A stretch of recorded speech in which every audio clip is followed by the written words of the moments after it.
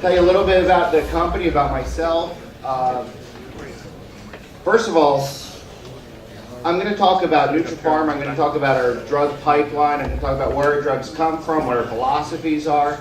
But the point I'm trying to make, and I'll make this several times throughout the talk today, is that we're at a really great sweet spot for a biotech company. If you think about what biotech companies are, they're companies do a lot of research and development and spend a lot of cash. Right? They burn through revenue, they burn through cash as quick as they can. Well, we've been doing that for about 7 years. And we finally launched our first commercial product back in October, and in the fourth quarter we were actually profitable already. And so we're at this sweet spot where we just went from being an R&D company to a revenue-producing pharma company. And it's being reflected now in our share price, it's being reflected in how we're being respected among our peers, and how we're producing revenues with the products. So let's go into what Nutra Pharma actually is. For want of a better term, we're a biotechnology holding company. We hold a lot of technology, intellectual property, patents, trademarks, and we conduct our research for our products in two divisions. Receptipharm is our drug discovery division, and Designer Diagnostics is our medical device division.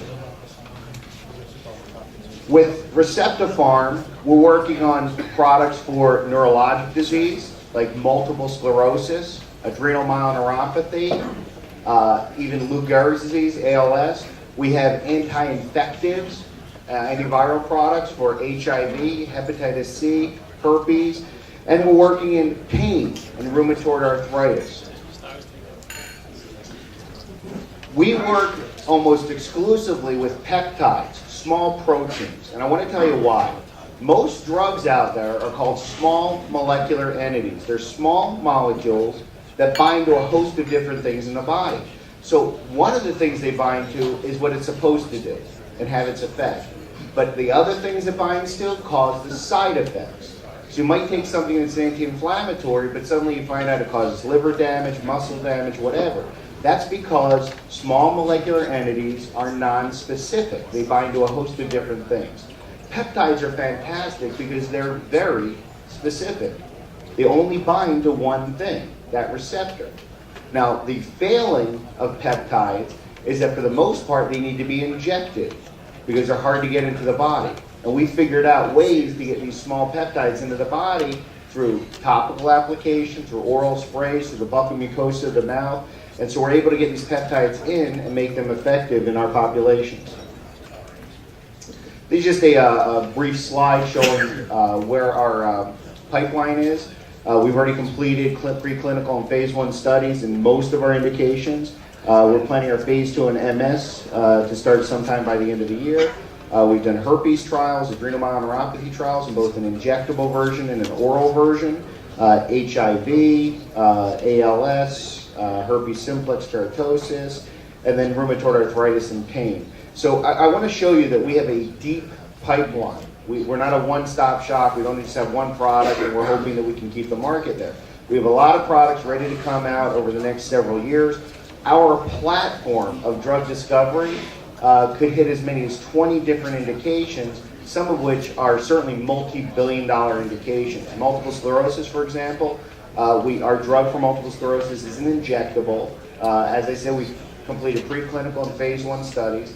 It's the only drug for MS being studied that has the potential to reverse the symptoms of MS, where you use the drug over time and you actually get better.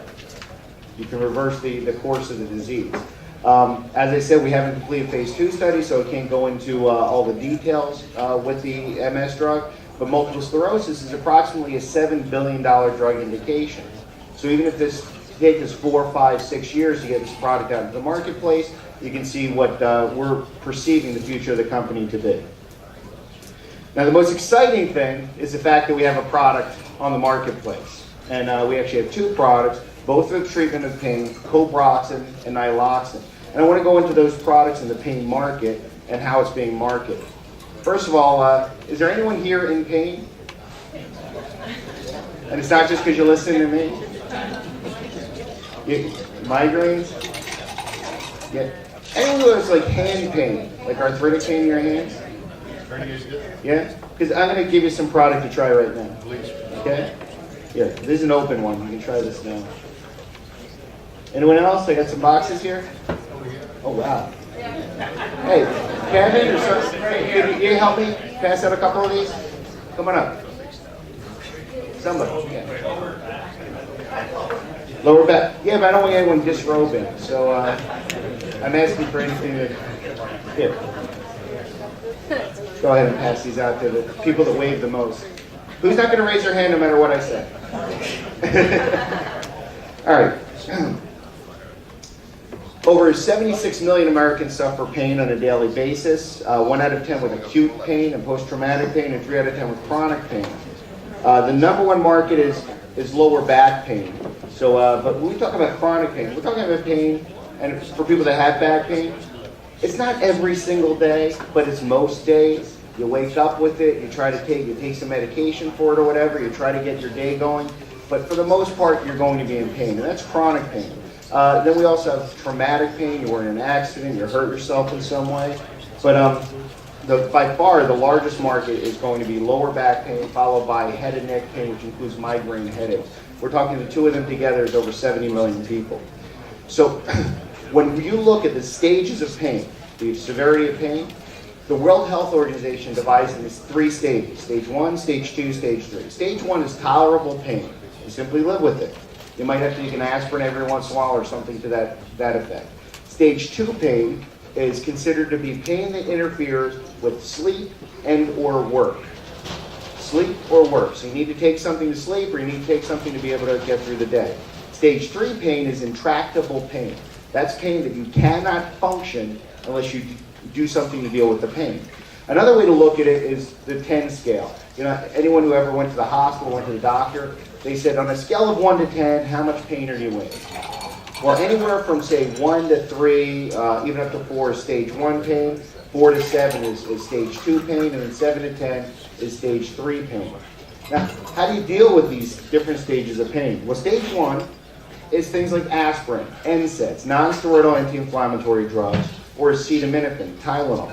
Now, all these drugs have problems. First of all of the NSAIDs are absorbed directly from the stomach, through the stomach mucosa, and so they cause GI irritation, stomach upset, they can cause ulcers.